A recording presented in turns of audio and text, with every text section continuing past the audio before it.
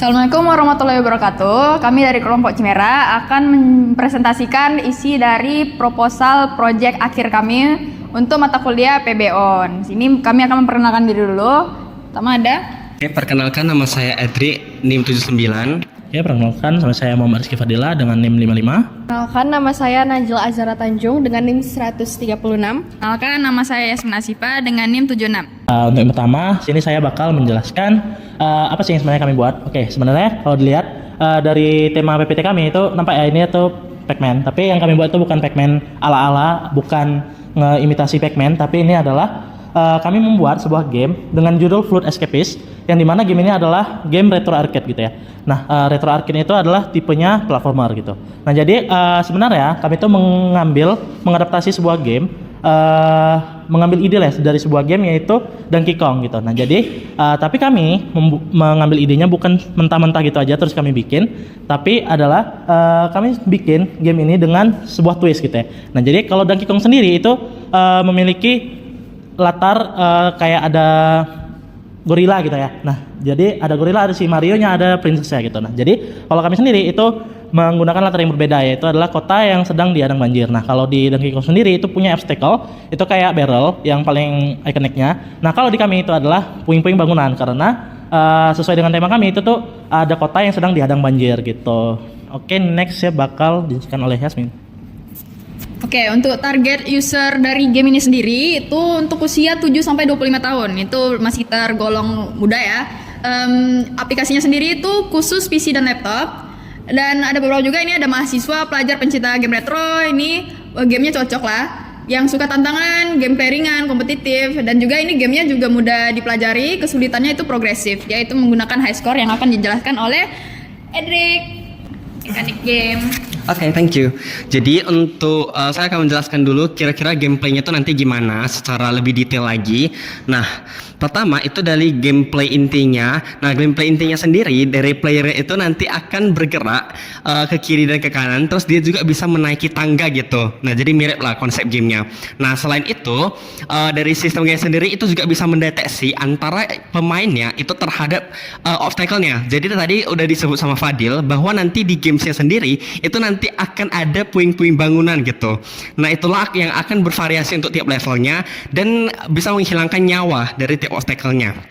Berikutnya ada sistem level. Nah, sistem level sendiri itu dimana kami itu ada dari misalnya level pertama hingga level selanjutnya itu akan semakin susah gitu untuk tingkat kesulitannya sendiri.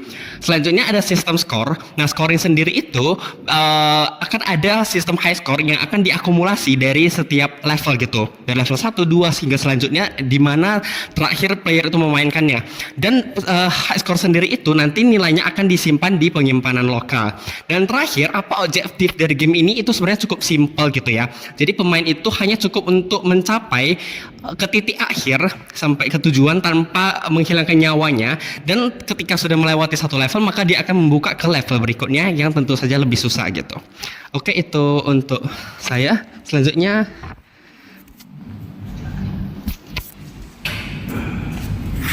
Oke, baik, saya akan melanjutkan penjelasan yang dimana ini tuh berisi tech-tech yang bakal kami gunakan selama kami menjalankan project ini. Jadi yang pertama itu ada tentunya Unity ya untuk as game buildernya gitu. Dan disinilah kami akan membangun game yang bakal kami buat as final project OOP kita gitu. And then itu ada C# sebagai bahasa pemrograman yang digunakan dalam Unity tersebut. And then juga ada JSON ini sebagai tempat penyimpanan atau local storage dari data-data yang kita pakai. Selanjutnya ada library sprite. Library sprite ini lebih ke digunakan sebagai kita membuat aset gitu, namun lebih berfokus kepada pixel-pixel dari aset yang kita buat di gamesnya. Terus juga ada Figma, hampir sama dengan library sprite, namun bedanya Figma bakal lebih berfokus ke UI dari game yang bakal kita bangun.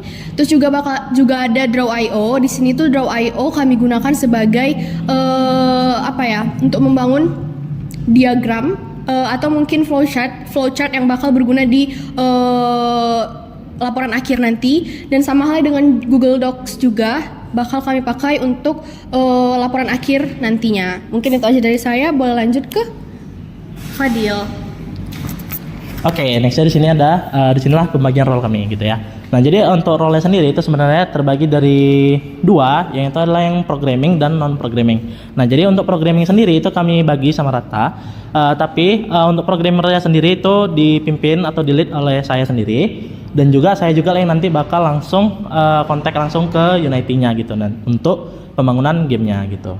Nah, terus sisanya itu ada Edric, Yasmin, dan Najla itu sebagai asisten programmer, dan juga ada role mereka masing-masing. Itu yang pertama. Edric sendiri itu bakal menjadi level builder, yaitu Edric juga lah yang bakal bikin logic-logic di dalam setiap level game kami gitu.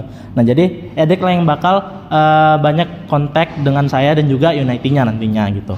Nah, terus ada Yasmin di sini sebagai aset artist gitu.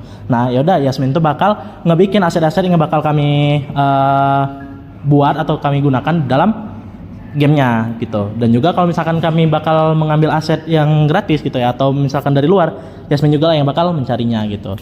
Terus yang sini terakhir Najla selain sebagai asisten programmer juga, dia itu sebagai QA tester juga, yaitu setiap kali kami udah siap nih menambahkan sebuah fitur atau sudah berhasil menjalankan gamenya gitu.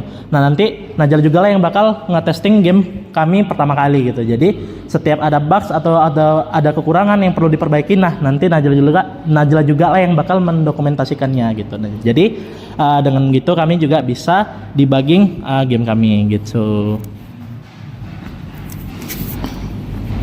Oke, sekian dari presentasi tentang proposal ide final project kami.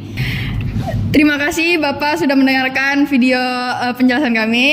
Kami pamit undur diri. Assalamualaikum warahmatullahi wabarakatuh.